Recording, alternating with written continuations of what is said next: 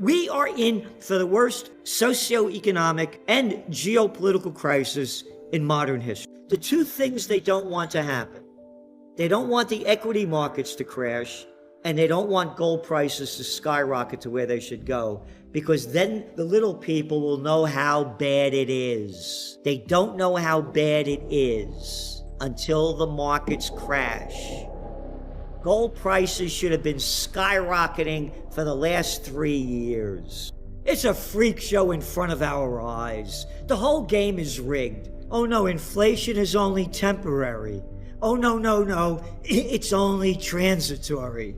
And look at the crap that they've been selling for over a year and a half. Temporary, it's not real, it's only transitory. And then we have Janet Yellen, who back in April of 2021 said, no, this inflation isn't real. Now she's saying the recession isn't real. So if they're spewing out the same garbage, we should swallow it. Because after all, they've been totally wrong before, so they must be right now. Or else they were lying about it. Because everybody knew inflation was real, but they wanted to keep those zero interest rate policies so they could keep the equity markets going up. What did they pump in? $6.3 trillion, the government, to fight the COVID war? Oh, that's not inflationary. It's the Russians that did it. It's a freak show in front of our eyes. The whole game is rigged. Hey, they just got a guy that was the head of the FDA that regulated the tobacco industry. Guess where he just went? Oh, it was reported last week. Philip Morris. Oh, who's the guy that play our defense contractor? Oh, you mean Lloyd Austin that came off the board of directors of Raytheon? It's one big club and you ain't in it. The whole game is rigged.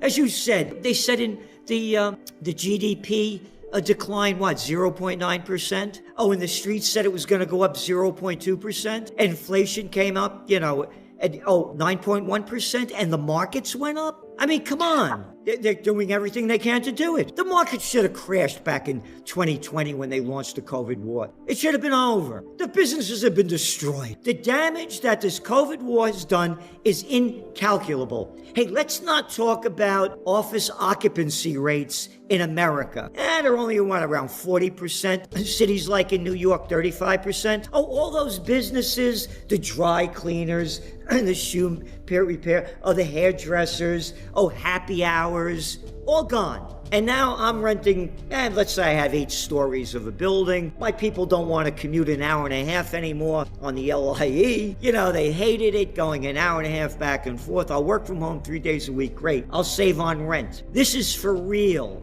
Office occupancy rates in New York City, in Chicago, in San Francisco, they're in the toilet, and so are the businesses. Before this happened in New York, before this happened in 2019, there were for rent signs all over the place. Now look at the damage that this has done, the businesses that have been put out of business. Oh, I went out of business, now I'm going to come back again? I'm telling you, it's incalculable. The damage that is done. We are in for the worst socioeconomic and geopolitical crisis in modern history. Tell me one brilliant thing the federal government has done in my lifetime. And I'm 75 years old. What have they ever done? They're a bunch of losers. They're freaks. I don't know how people could look up to these clowns. Look at them. Oh, Mitch McConnell, now there's a brilliant guy.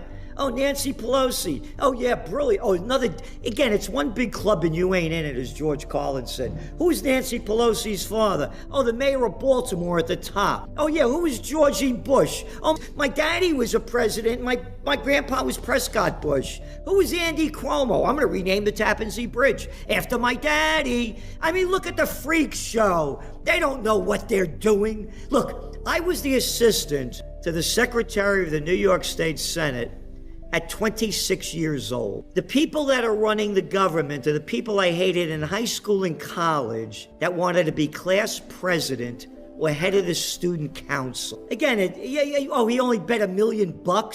Oh, I bet $1 million playing the markets all the time. What, are you kidding me? The whole game is rigged. You asked me about the markets, the equities. We are in for the greatest collapse of all times. All they're doing is artificially pumping it up. And that's it. The bigs just want to get bigger, and the rich just want to get richer. What's going on in Taiwan, I mean, you're not allowed to talk about peace anymore. You get banned on all the media. Only war is the only talk you're allowed to talk about. So when you talk about Nancy Pelosi, there was a man by the name of, they really don't like this guy. His name was George Washington, first president of the United States. He warns the American people in his farewell address not to get involved in foreign entanglement. He says harmony, liberal intercourse with all nations are recommended by policy, humanity, and interest. He goes on to say that avoid avenues to foreign influence in innumerable ways. You ready? Such attachments are particularly alarming to the truly enlightened and independent patriots. Who's George Washington? Oh, this is a real guy that actually fought. Oh, the first president of the United States. What the hell does he know? I'm Smiley Miley. I'm Mad Dog Mattis. Look what's going on. What's going on? When I was a kid, you know what they called Taiwan? Formosa. How long has this been going back between China and Taiwan? Oh, and America's gonna bring freedom and democracy. Oh yeah, you did a great job in Vietnam. Every day I used to wake up, I was prime draft meter. They're gonna get me.